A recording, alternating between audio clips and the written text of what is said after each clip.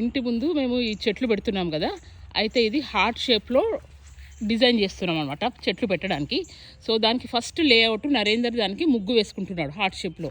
So దాన్ని వేసుకున్న తర్వాత మేము తవ్వి ఇటుకెళ్ళి పెడతాం. సో అది ఎలా అవుతుందో మీకు ముందు ముందు చూపిస్తాను నేను. ఇప్పుడు మనం ముగ్గు వేసుకున్నాం కదా అవుట్లైన్, ఇప్పుడు దాన్ని తవ్వుకుంటూ పోవాలి. తవ్వుకుంటూ పోయిన తర్వాత మనం ఇట్లా ఇటుకల్ని పేర్చుకుంటూ రావాలన్నమాట. సో నరేన్కి నాకు తెలిసినంత ఓపికన్నంత హార్ట్ షేప్ ట్రై చేసాము. చూడండి, ఇట్లా ఇటుకల్ని హార్ట్ షేప్లో పెట్టాం. ఇప్పుడు దీనిపైన బ్లాక్ షీట్ వేసి రాళ్ళు వేస్తాం. ఫైనల్గా చూసారు కదా, మేము షేప్ వేసి బ్లాక్ షీట్ వేసి ఇప్పుడు రాళ్ళు వేసేస్తున్నాం. ఇంకా అయిపోవచ్చింది అనమాట ఆల్మోస్ట్. సో ఈ విధంగా ఇంటి ముందర మేము హార్ట్ షేప్ పెట్టుకున్నాము. అవి పెద్దగా పెరిగిన తర్వాత మంచిగా వస్తాయి మనకు ఫ్లవర్స్. ఇది ఇంటి ముందర అనమాట.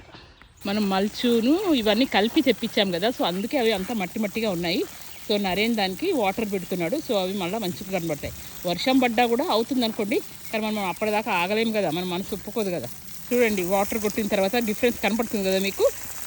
ఫైనల్గా చూడండి, వాటర్తో వాష్ చేసినాక ఎంత బ్యూటిఫుల్గా కనబడుతుందో. అఫ్కోర్స్ షేపు పర్ఫెక్ట్గా రాలేదు, కానీ మేము ట్రై చేసాం.